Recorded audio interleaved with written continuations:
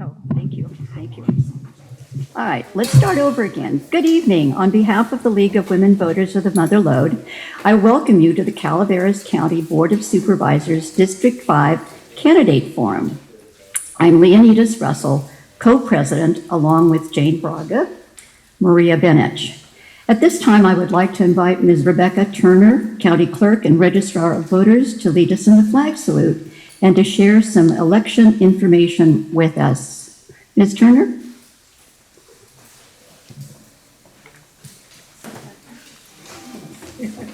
Good evening, everyone. Please rise.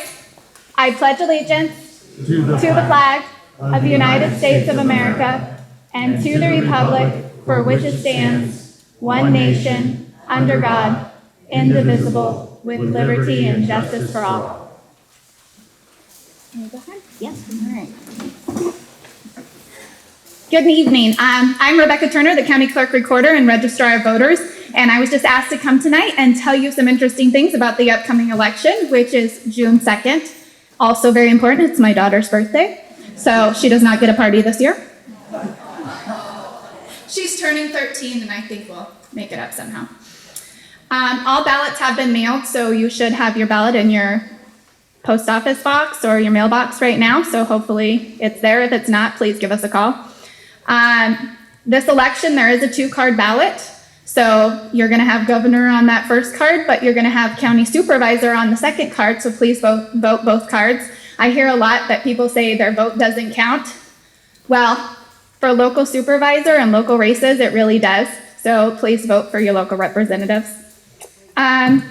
The government center is now open for in-person voting. So if you wanted to vote in person today, you could bring your vote by mail into our office and you could scan it and you could vote it in person. The Veterans Hall here will be open on May 23rd, and you could vote your ballot here in person as well. We do recommend if you vote in person and you received your vote by mail, use that ballot. We don't have to print another piece of paper. They're exactly the same, and you can vote at home. My husband and I, we like to vote together, and he gets really annoyed if I vote without him. So we spend a lot of time researching, especially propositions, and then arguing about which way we're going to vote. And it's really nice to do that at home and not in a polling place. So if you want to vote in person, bring your voted ballot with you. Saves time in the line. And if you plan to return your ballot by mail, I do want you all to know that the post office no longer postmarks same day. So if you turn it in last minute on election day, it's very likely it won't get postmarked until the next day. And if it gets postmarked the next day, we can't count it. So if you return it by mail, make sure, especially that last day, to walk in. If you walk in and ask them at the counter to postmark it, they will postmark it at that time. Otherwise, it's very likely it'll be delayed. The post office tells us that as well. Like, that's their new, we don't postmark anymore.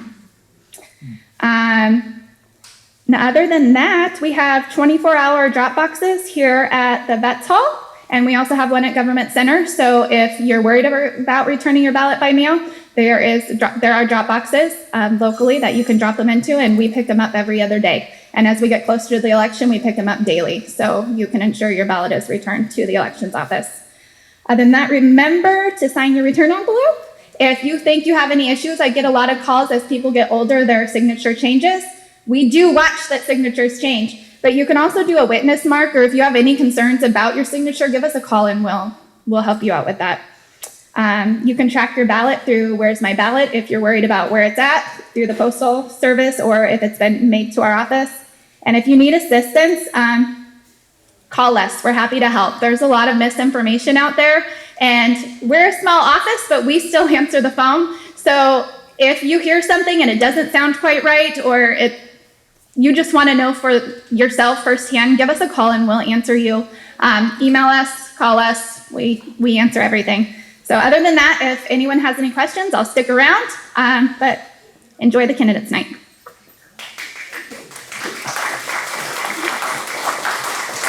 Thank you, Ms. Turner. For those of you who may not know about the League of Women Voters, excuse me, it was founded in 1920, so that makes it 106 years old. Our local league, however, is much younger. We celebrate our 5-year anniversary this month. The league is a nonpartisan organization. We do not support or oppose political candidates or political parties. The League mission is to defend democracy and to empower voters. Forums are part of our voter education program. And if you're interested in learning more about the League or becoming a member, stop by our information table and you can pick up an easy voter guide, which provides helpful voting information. Now, at this time, I would like to review just a few of the guidelines for the evening that are noted on the back of your program. And if you didn't get a program, please let someone know and we'll get one for you. This is our program. So in order to maintain a nonpartisan atmosphere, candidates and supporters are not allowed to wear any partisan themes, items, such as campaign buttons or any of the stickers that you can get for your campaign person, clothing that supports one of the candidates, and also campaign signs are not allowed, okay? So please refrain, boy, there's something in the air in here. Please refrain from expressions of support or opposition to any of the candidates, and this includes applause. And please silence your cell phones, okay? And also no flash or videos or recording of this event. The forum is being recorded by and can be seen on Calaveras Public Access TV or on our LWVML website. Okay, and now I would like to introduce our moderator for the evening, our co-president, Maria Benich. As soon as I move all of my stuff. I must have Got it all, Leo? Thank you, Leo. Good evening. So one of the League's goals is to empower voters, and hosting a forum such as this gives you, the voter, the opportunity to learn more about each candidate in order to give you an informed decision when casting your vote. In addition, it gives the candidates a platform to present their positions on issues. The questions for the candidates were developed by League members following League protocol. We've also asked allotted time for questions from the audience, so please write down your questions on the cards that you received when you came in, or if you didn't get a card, you can raise your hand and we can get you one. And when you have finished writing your question, please raise your hand again and the usher will collect it. They will be sorted and compiled into categories, and you may not hear your exact question, but you may hear a similar one. And please address questions to all three candidates. The speaking order was determined by lot and will rotate, allowing each candidate to speak first. Closing statements will be the reverse order from the opening statements. Each candidate will be given 1 minute for an opening statement, 2 minutes to answer each question, and 2 minutes for a closing statement. The timekeepers, which are down here in front, they will give the candidates a sign for 1 minute, 30 seconds, and 15 seconds, and the big red stop sign for when their 2 minutes is up. The candidates for District 5 are Mr. Clyde Clapp, Mr. Bruce Giudici, and Mr. Ben Stopper. The candidates have agreed to the guidelines set by the League. These include not interrupting one another and no personal attacks. No prepared statements or notes. Each candidate has been provided with a pad of paper and a pen for note-taking while they're here. As a matter of courtesy, we ask that the audience refrain from showing support or opposition to any of the candidates. And again, please silence your cell phones. So let's begin with our opening statements. Mr. Clapp?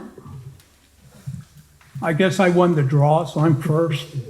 And so I've been your neighbor and stuff for probably a little over 40 years. I moved here in probably the mid-70s. I moved in Rancho, and there was maybe 20 houses in Rancho when I moved up here.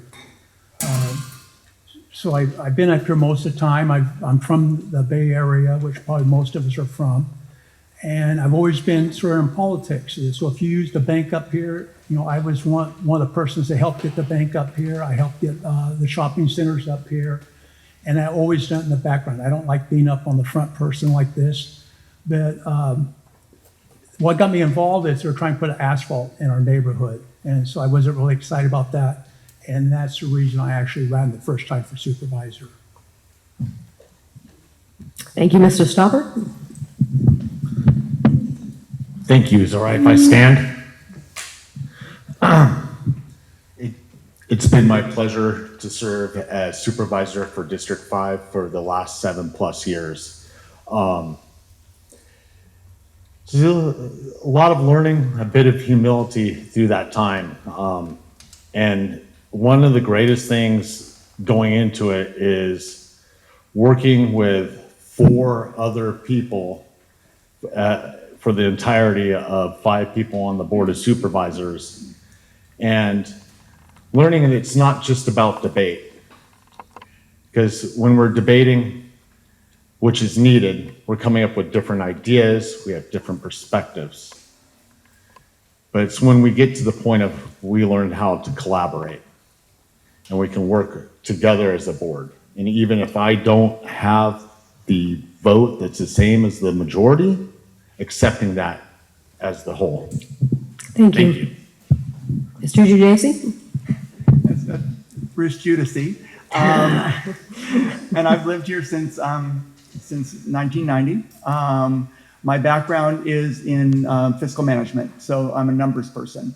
And so the reason why I want to serve on this board is because I just see that there is a need for a fiscal person on this board.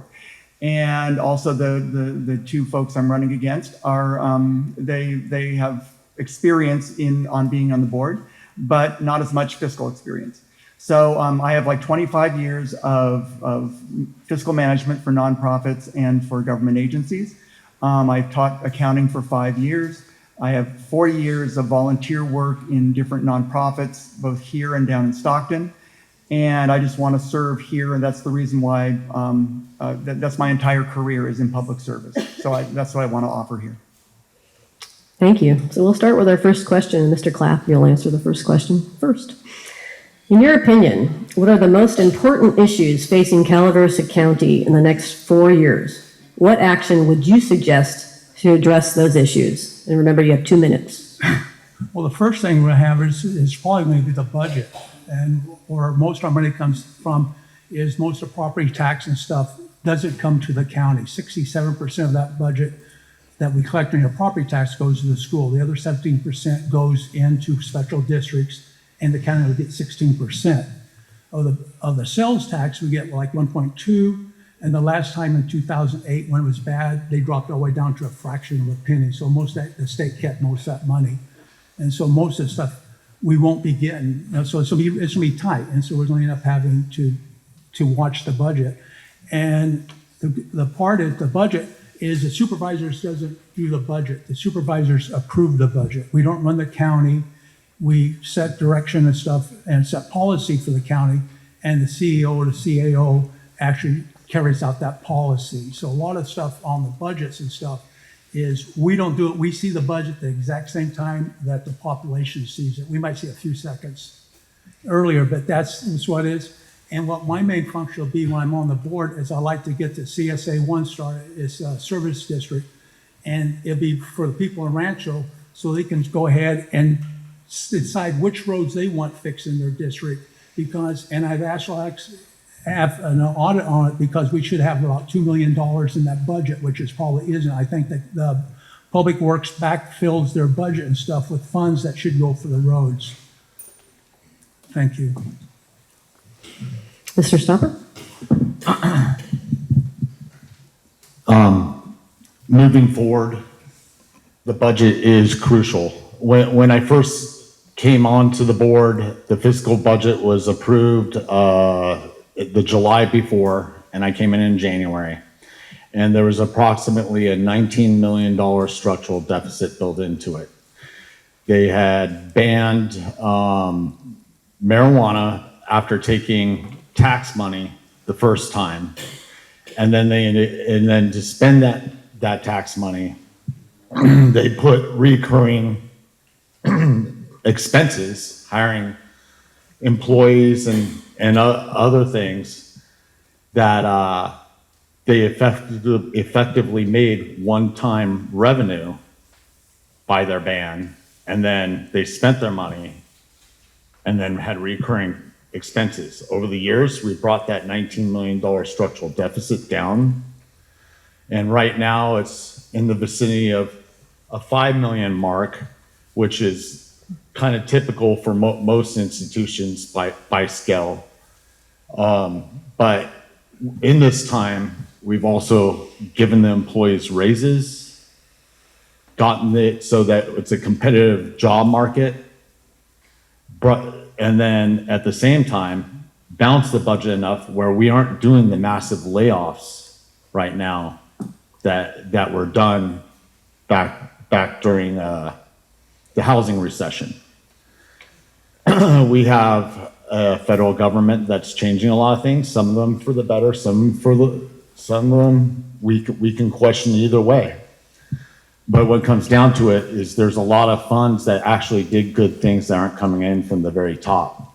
So we're gonna have to be pragmatic as we move forward. Thank you. Mr. Judici? Judici, very good. You'll get it. Don't worry, you'll get it. A lot of people don't. But, you know, I'm very pleased that my two opponents have agreed that the budget is the #1 issue, because that just happens to be the area that I excel in. You know, that's where my background is. Right now, I'm the fiscal officer for the Amador-Tuolumne Community Action Agency, and I've been that for the last 10 years. I'm in the process of retiring, and that's an agency that has about a $12 million budget. But it has a lot of similar types of programs that the county has. In fact, ADCA is the Continuum of Care administrative entity for the housing projects, and one of our subcontractors happens to be Calaveras County. The other three are the other three counties in the continuum.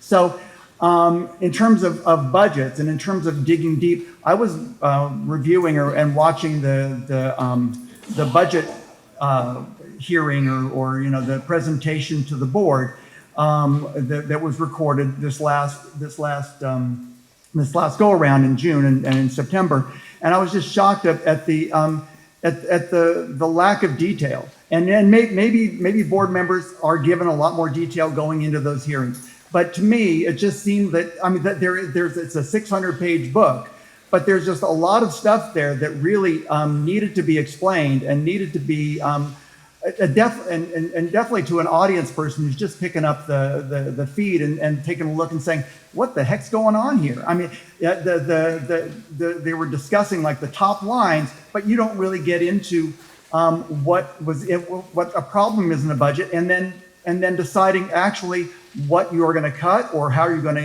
improve revenues. That I have no problem digging into those financials and looking at the budgets, and in fact, I enjoy that stuff. So I really would like to do that, and that's what I would bring to the table if you like me.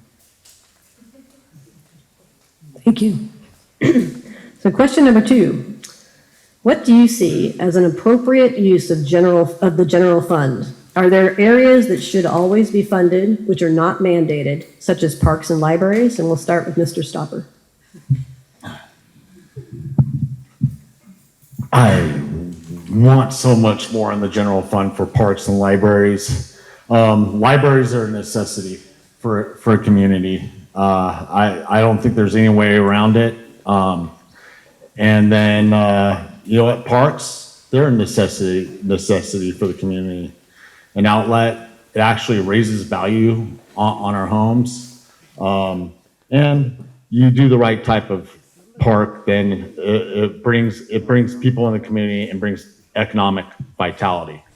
We, as a board, for the first time in Calaveras County, recently brought a master plan for parks forward and finished it and put it down and on the table for use. So what this gives us the opportunity for is, with a master plan for parks, this gives us the avenue to move forward in the future with accessing money through grants, state, federal, and to get shovel-ready projects going.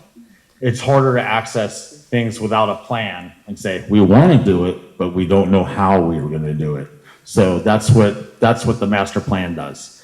The general fund, a majority of the general fund goes towards our law enforcement. That's an absolute necessity. Every year we're trying to juggle everything else, and we have so many restricted funds and so many good things we need to do for this community. But at the same time, public safety is the number one going forward, and there's no way around it. And luckily, we have a great sheriff's office and everyone else. Thank you very much. Thank you. Mr. Giudice? Judici, very good. Getting there. So, anyway, yeah, and Ben is absolutely right. You know, in terms of the general fund, public safety is number one.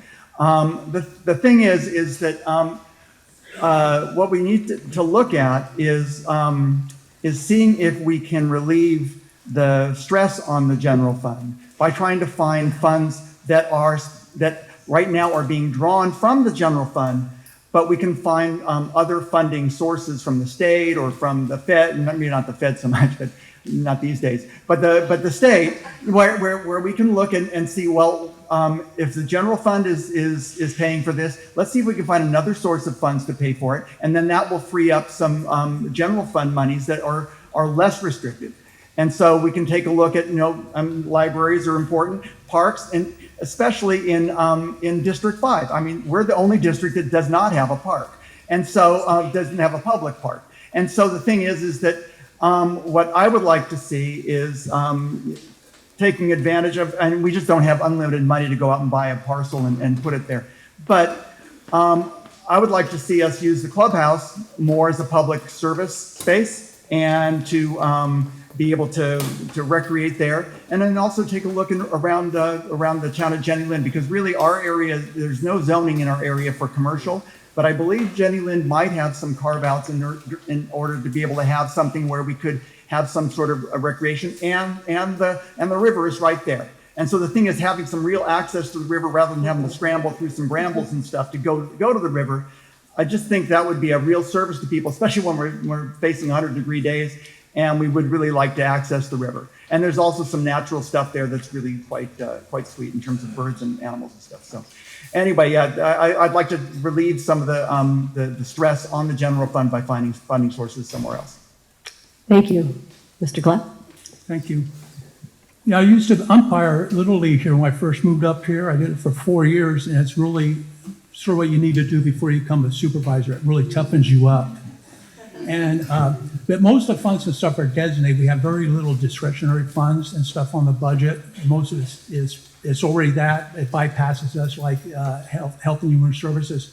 We provide maybe less than 1% of their budget. And so, like I said, most of the stuff on the Little League Park and stuff, we built that ourselves. PG&E donated all the lights and installed the lights and stuff. And it's basically us. If we don't go there and donate our time to volunteer to umpire, because nobody wants to umpire. And so it's us doing it. And we have a lot of resources in Rancho Calaveras. We have 15 acres on the river. I live by the river. It's beautiful. We have 2 lakes. We have that we can go that we use. We have the clubhouse. We have the pool. So there's a lot of resources we have that we don't use and we don't develop. And that's part of what we need to do. We need to start developing some of those resources we have. They're just going to waste. And that's one of the reasons I moved here, is the lakes, the rivers, the hunting, the fishing. It's just unbelievable, all the recreation we have. And like I said, we had a great Little League thing for a while, and we actually placed like in the state when I was there. And so that's what it is. It's what we make out of it. Thank you. Thank you. Question number 3.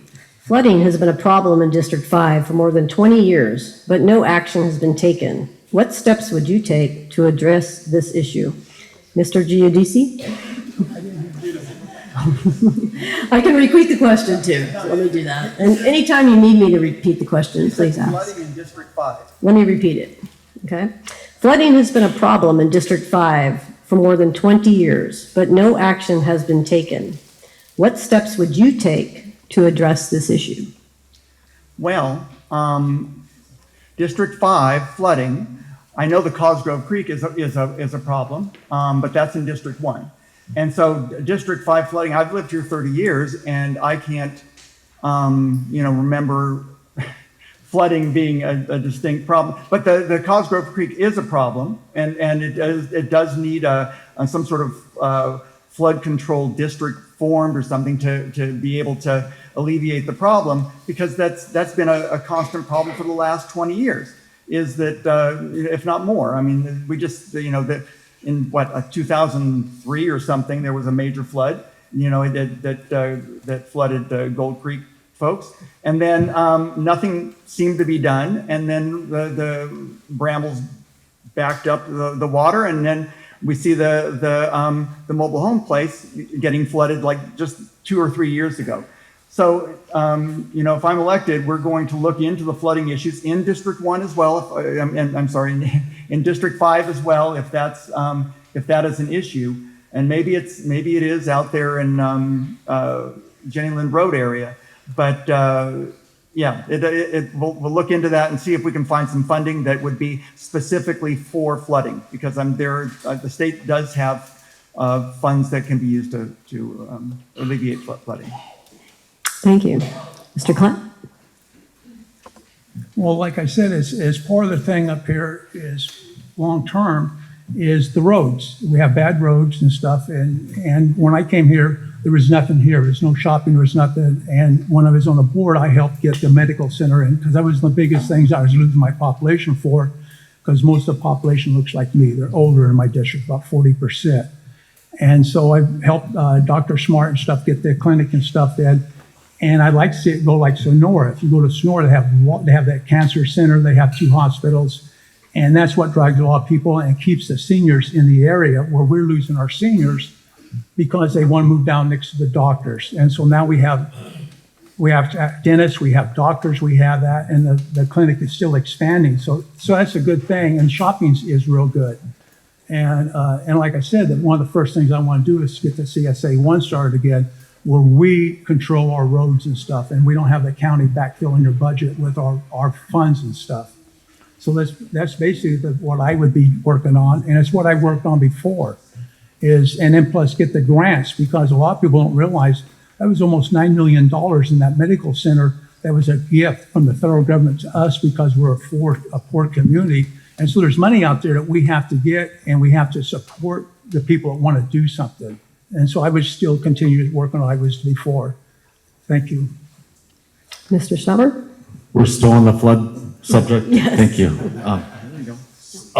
So, Mr. Giudice said earlier, a majority of Cosgrove Creek is in District 1, but it does go through District 5, and there were flooding issues in District 5 during the torrential 1,000-year mark rain events.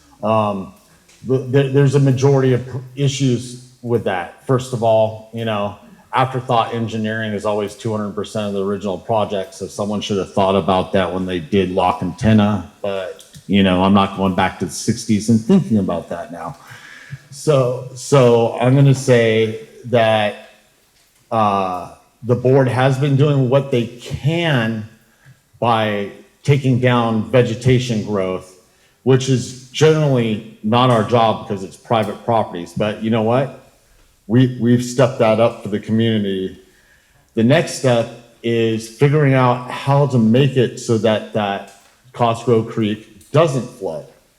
We have multiple, what I would call bottlenecks. We start up there at Hogan Dam Road, where the water goes over the top of Hogan Dam Road. Then we get down to St. Andrew, we get down to the Gold Creek Bridge, the St. Andrews bridges. Things start stopping up there during those rains. You've seen the water go over the top of them. That's another bottleneck. The next bottleneck's the Still Delago Bridge. The next bottleneck after that's the Silver Rapids Bridge. Dealing with these things, first of all, getting enough funds, because it's in the tens of millions of dollars when it comes to channeling and for high flow. But you have to go through the Army Corps of Engineers, Fish and Wildlife, getting all the permits. We've been through this already, and we're still going through the process. It's almost impossible going through CEQA. Thank you. Mr. Clapp, we'll be back to you. What will you do to bring more opportunities, businesses to District 5?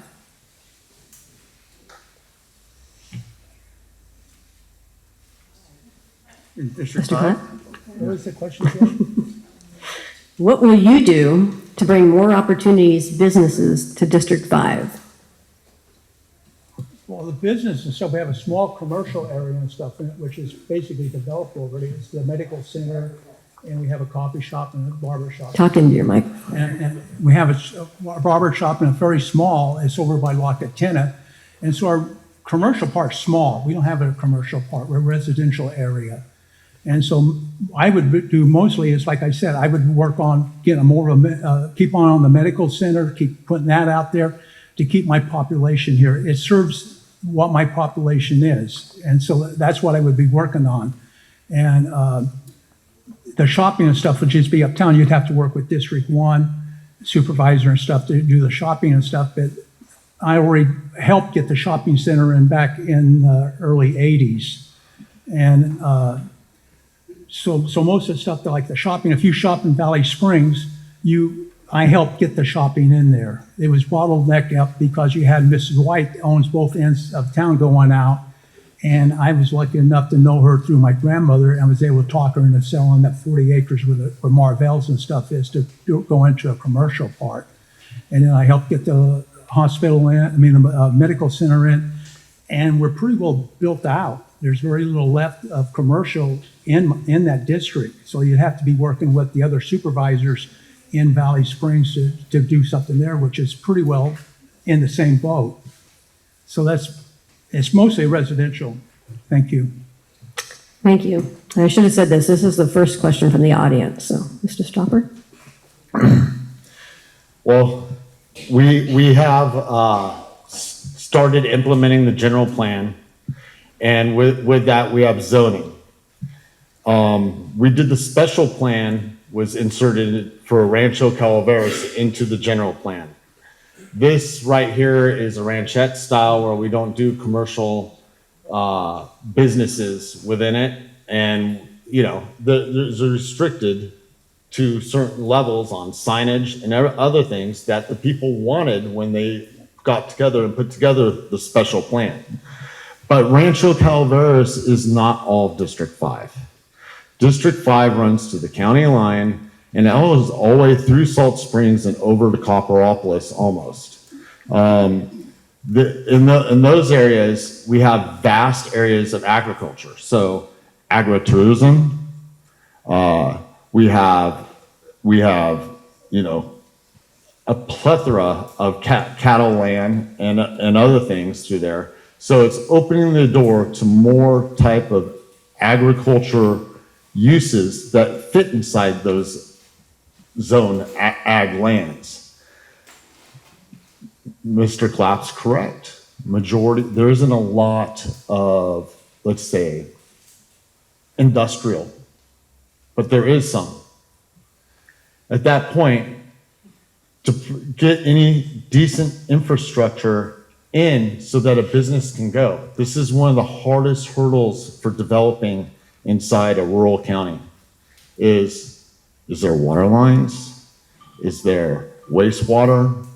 Is there phase 3 power from PG&E right there? I could go through a plethora of different things that just aren't in most areas to develop. Thank you. Thank you. Mr. Giudice? Judice. Joodase. Anyway, the thing is that, District 5, Rancho Calaveras, has really pretty much chosen not to have any commercial in it. I mean, that's been stated very plainly by people who live in District 5, and the majority of people do live in District 5. There are, spaces going down to, south of Milton and stuff. But in terms of where people are, if we're talking about business opportunities for District 5, we're probably talking about working with District 1 Supervisor Tofanelli to develop businesses in District 1. Because really, folks who are running businesses in District 1, in Marval or in Valley Oaks or whatever you want to call it, they live in District 5. In fact, folks who work there, come from District 5. So business opportunities don't necessarily have to come to district, within that boundary. They can be in District 1, and they will attract and they will provide jobs for folks who are in District 5. So how do we get jobs into into our area, into the greater Valley Springs area? And I would say that, we should take a look at the general plan and see how we can implement the general plan that will provide some opportunities for businesses. I mean, we have retail that pretty much fits the bill for, what I need when I come to town.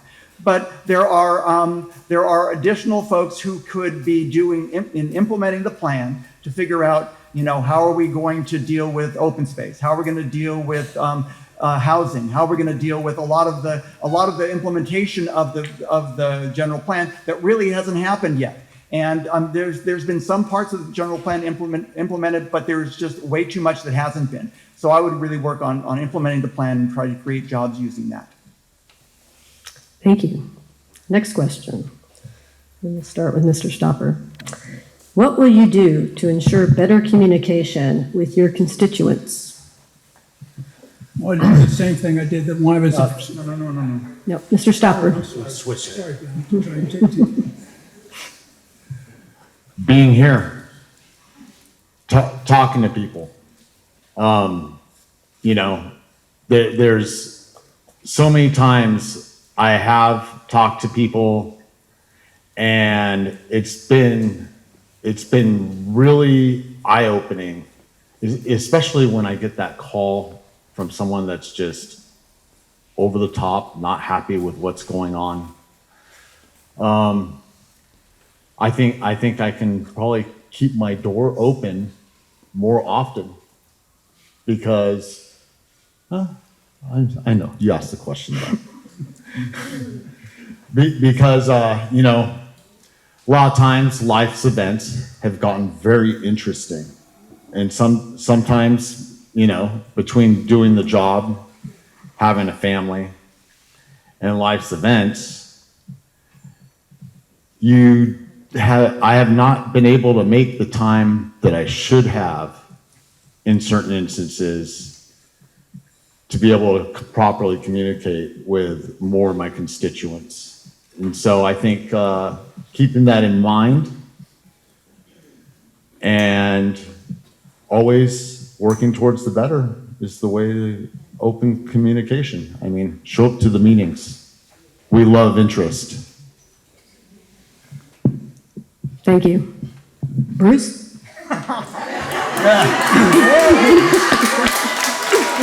That works. Anyway,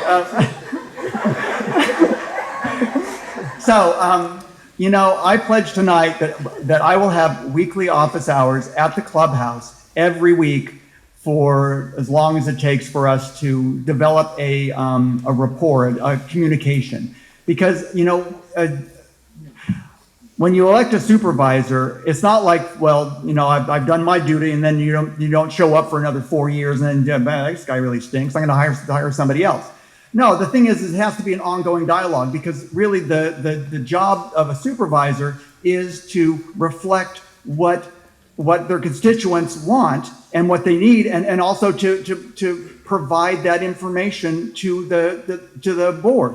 And then to bring that information back from the board meeting to the constituents the next office visit. So, let's say we have a 6 hour, 8 hour, I'll just sit there doing paperwork, and people come in and want to talk about stuff. That's fine. We'll just talk about stuff, and we can also have structured types of meetings where a group could get together and say, well, I want to work on that project. Well, okay, how about if you work on that project, come back next week, and then we'll report back to the board.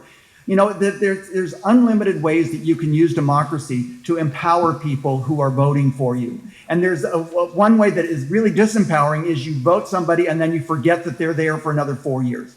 It's an ongoing discussion. So the thing is that really what we need to do is to get back to that discussion. It's not about what I'm going to do. It's what we're going to do in District 5. And so it's really important for us to build that consensus, because then you build trust in government. And then it's not like you think, oh, government doesn't ever do anything for me. Say, you know, that's not his job. His job is to do, we're supposed to be doing it all together. And so that's what I want to bring to this board. And I think it's something that we haven't really had in the last 10 years. Thank you. Mr. Clapp? Yeah, I do the same thing I did last time. I hired a person that actually did most of my communication. He was my son. In fact, some of the county people know him as good as I did. And because the job is too overwhelming to do that. And I also, when I was supervisor, I attended every hospital board meeting. I attended every Chamber of Commerce meeting, because you're everywhere. And people don't realize that. You think that's just that one meeting you're at. You're not. You're all over the place, and you have to have the feel of the community, and you have to be able to help those that. You have to know what the problems the hospital's having. You have to know where their money's coming. A lot of people don't realize that the hospital here in town, in San Andreas, we give almost $1 million to it in PG&E credits, and a lot of people aren't aware of that. But you have to be involved with it, and I would do the same thing. I mean, I would hire a person full time that would be a communication officer. And it would do. I did the last time I was there, because it's needed. I mean, they should actually have, the supervisor should have an aide to help them. I mean, that's the biggest thing I see, the lacking of how the supervisors are treated here. They're understaffed. You have one person, Rebecca, is the clerk of the board. So she's supposed to do everything. It's impossible to do, and it takes that extra person. And that's what I would do. And that's what I did when I was in business. I had a person that did communications for me. I didn't do them, but I was aware of what was going on. And if somebody's getting a hold of you, they have a problem. They either want a tree cut down, they have something with the water district, they have different problems, and you have to have the time to do that. So you have to have someone communicating with them. And people, when they phone you or text you, they want a response. But that's what I would do. Thank you. Thank you. Next question. What is one issue you believe is being overlooked in our district? Bruce, Mr. Judici? Well, we've touched on quite a few here, but I think it's having a good respect for our local government, being able to trust, and to trust that our government is doing what we are supposed to be doing. Talking with, I think by interacting with folks on a regular basis, that trust can be built. But I think, these days, when you look at what's going on nationwide and also in statewide, there's just a massive distrust with our elected leaders. And I think that really has to be rebuilt on a person-by-person basis, one by one. And to me, I believe it starts at the local level. So what we do is we figure out, how are we going to govern ourselves? And we have 5 supervisors. How are we going to get our information into that process so we understand the budget? So when I report back to you, I'll go through the budget and I'll talk to you about what this is there, what this fund and what those different things are. And you'll start to believe that your tax dollars isn't just going down some rat hole, that it actually does fund the police and the fire and the schools and the things that you sort of take for granted because, oh, somebody's going to pay for it. Well, the thing is, if we cut taxes, then maybe that person isn't going to get paid. And I come from administration. I come from fiscal administration. I do not like high admin costs. I like to see as much money going into program as possible. So I'm coming from that lens to say, how are we going to be able to make certain that as much of the money that is in a contract goes to where it's supposed to go? And I think that trust has to be built person by person, meeting by meeting, locally. Thank you. Mr. Clapp? Can you repeat the question, please? I can. What is one issue you believe is being overlooked in our district? Roads. I would say the roads are the biggest problem. Everyone that lives in my district, they're really upset with the roads. I mean, our roads are destroyed. We had a 5-year plan that was, mostly the money was supposed to go into Rancho because it's been so neglected. And that's why we work on it. I'd be trying to get that money back into Rancho on the roads. I mean, we had a fatality off of 26 right where the medical center is. There's supposed to be a turn pocket there, and it's still not there. It's just dropped. I mean, it needs to be there. It's dangerous. Caltrans moved the road and stuff on it. Used to be lit up. It had a light there. It's not no more. And Caltrans made a bad mistake. It made a place that where it's dangerous. People's lives are in danger going there. And that's in District 5. That's something on 26. That's something I would be working on. I'd be asking Tofinelli. He's on COG. Why is it still this way? I mean, he's known about it for 8 years. But that's the biggest thing I see in our district is the roads. I worked 2 different times on trying to keep the water rates from going up, on getting a 218 petition started. I would still work on that before I let them raise the rates and stuff. We're paying some of the highest water rates in the area. And it's unacceptable. And that's one of the roads, even though the supervisors aren't in control of the water district, but I represent the people of my district, and I would work on helping those people stop that. Just like when I stopped the asphalt plant from going in, it was something that my district did not want, an asphalt plant in the middle of our neighborhood. And so those are responsible as the supervisors, even though it's not your job description, but it's something you do because it's your community. You represent your community. Thank you. Mr. Stopper? Roads. Oh boy. I had a talk with someone about driving down Hart Fixin the other day. I used to live down a gravel road out Harbor Road back in the day, and driving out that washboard, I had to get out and tighten all the bolts on the truck once a month. It's what it's kind of like driving down Hart Fixin right now. But with that, CSA 1 roads, since we've gotten it underneath the capital plan and the 5-year road plan, have gotten more mileage done successfully in the last 7 years than well over the 10 to 15 years prior. What the problem is with the CSA 1 road fund is we have a fee rate that was set up so long ago that it doesn't cover the roads. We can't even get 50% of the roads out, done, with how much money is being pulled in. And yes, all the CSA 1 funds go towards the CSA 1 roads. The road department has no option to be able to use them elsewhere. That's against the law.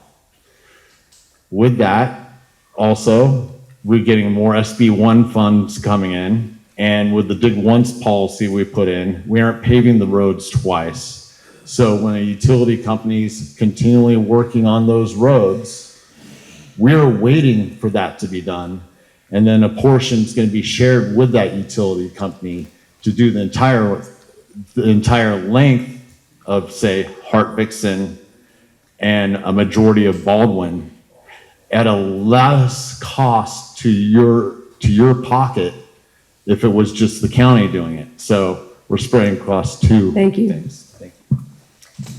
So we have so many great questions from the audience. We're going to ask one more question. We might end up going a little over, but we really want to get as many questions in as we can. So thanks for all the really wonderful questions. So our last question, and Mr. Clapp, you'll start with the answer on this one. So are you willing to raise the transient occupancy tax? Was I the one that raised it? No, are you willing to raise the transient occupancy tax? Well, when I was on the board, it was 6%. I campaigned to raise it to 12%, and the reason I did that, and first let me explain what the tax is. The tax is what we charge for hotels and stuff. When someone comes from the area, they come there, it's a tax that we get. And the reason I took from 6% to 12%, that people would come up. In fact, when we're doing that, is 2 people came up, and one was drunk, and one killed another person in a car. We got to pay for the autopsy, the prosecution, and the incarceration, and we got nothing out of it. These people weren't here. And so I campaigned on getting that and went county, all through the county, on speeches like this to talk people into voting to raise it to 12%. And so Yeah, I'm for that, but I'm not for raising it above 12%. 12% right now, we're probably right at the high point. I think Sonora's at 10%, and we're at 12. And so I would not push for raising it more. And yeah, so I was for raising the TOT tax. Thank you, Mr. Stupper.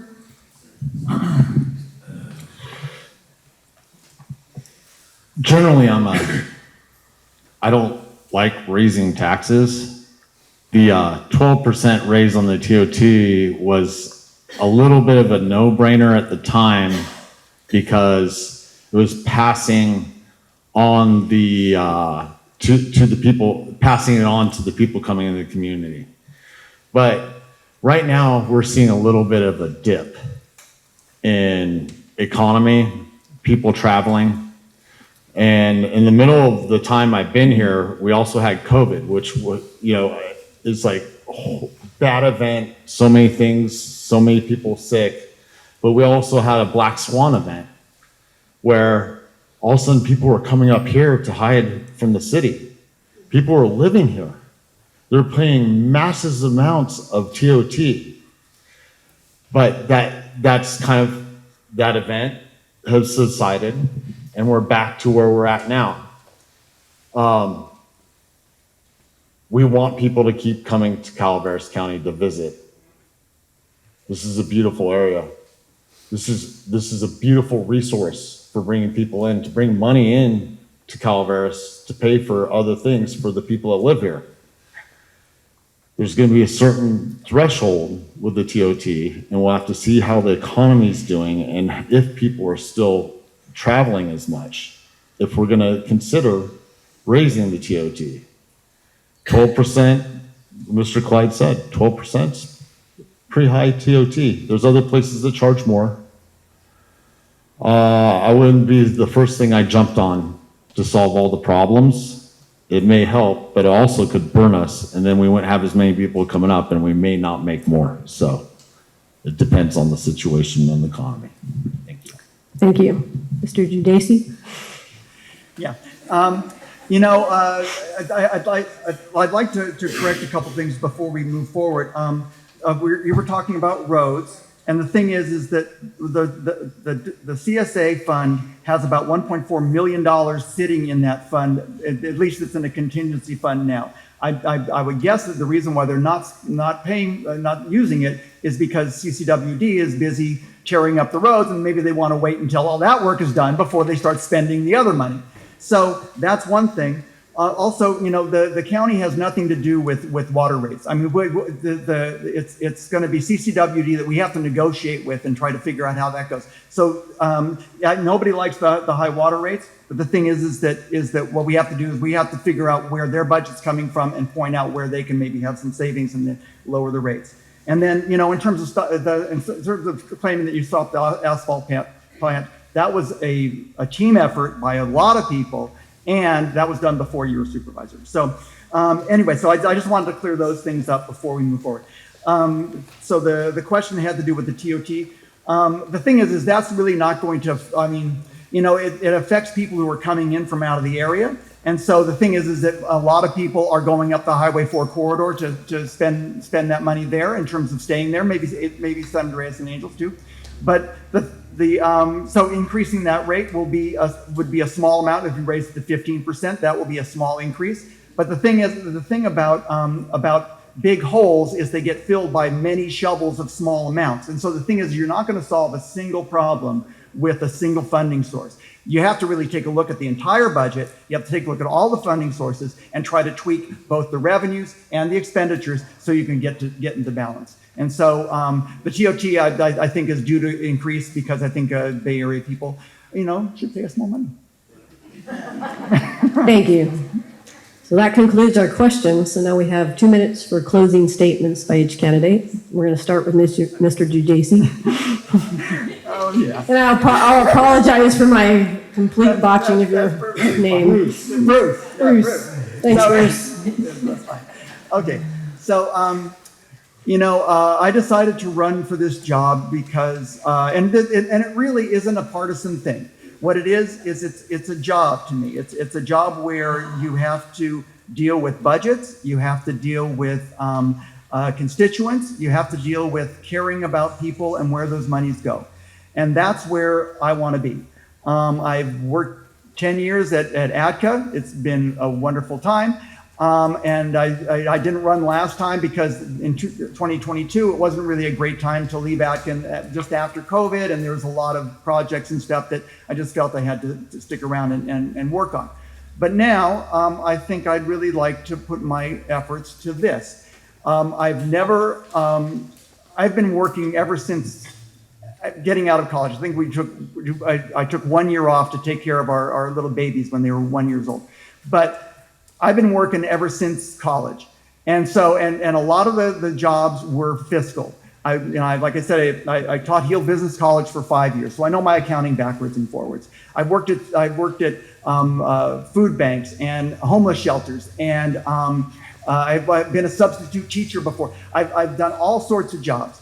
That this is where I really think I can offer, I can provide the most service to the community by being able to be your person on the inside, coming back and giving you feedback on a regular basis in weekly meetings, and just trying to start that, and just see how that works. And I think it could be a good model for how we should be operating going forward. So I really would appreciate your vote. It's a short period of time, but tell a friend. Thank you. Thank you. Mr. Stopper? Thank you, Mr. Judici. Yeah, Mr. Stopper. I've had that one down for a long time. So, and very good point, sir. I'm going to say, I'm going to close with this. When I first ran, I had postcards that went out, and I had other campaign paraphernalia. One thing I don't like to do is make a promise, because when you promise something, you're setting yourself up for failure, because things are not always underneath your control. But those were my goals. And I was looking through those before I came here today, and we crossed every threshold as a board, not just me. My coworkers at that level, colleagues, helped get that done as success for Calaveras County. That's a lot. If you've watched the board meetings for years, decades in Calaveras County, you notice there's a change up there with the people that I work with, that I'm fortunate to work with, because they're part of this. We work together. We aren't fighting and bickering over there. We have our differences. Sometimes we get irritated at each other. But you know what? We accept it and we work forward. I'm blessed to have the people I'm working with on there. We've gotten more done with everybody that's been in and out, the ones that aren't here anymore. In the last 7 years I've been there, we've gotten more done than all the boards together in the 20 years prior. And we're getting capital investments put in. We're getting a budget that's good enough. So Thank you. I appreciate you all being here today. Mr. Cloud? I'd like to clear up some things. Is like the CSA one has nothing to do with Hart, Vixen, or Baldwin. Those are county roads, and there's no money from the CSA one going to those. And the CSA one collects about $250,000 a year, and so in the last 7 years, it should have collected nearly $2 million. And when I was on the board, there was when I went in, it was $1.5 million. When I left, there was $1.25 million. Did no work. They spent $75,000 for weed abatement. They had a safety grant that was free for striping, and that was it. That was 2 years. And when I was on the board, it was implied that there was a $19,000 structural deficit on the board. That's not true. When I left the board, there was $21.5 million surplus, because we just got from a PG&E grant for the fire we had. And that $21 million was squandered within the next 3 years. And so when I'm on the board, I'll treat it just like it was when I had my business. My business was successful. I was able to retire at 30 years old. And I've been retired that long, except for the short time I was on the board and what I do for my own things. I do think the ag's good up here. I had an olive orchard up here for a while. I bought 40 acres to put a vineyard on, and it's too much work, so I still have the 40 acres but no vineyard on it. So I hope you guys vote for me. I'll represent you guys. I will communicate with you. And like I said, I'll put a committee together to get the CSA1 started again because they used to run the area. CSA1 was the nuts and bolts of what ran Rancho. Thank you. So I just want to thank our candidates for coming tonight. I really want to thank you all for coming tonight and asking such great questions. And please don't forget to vote. And have a great evening. Thanks so much. Thank you, ladies. Appreciate you. This is awesome.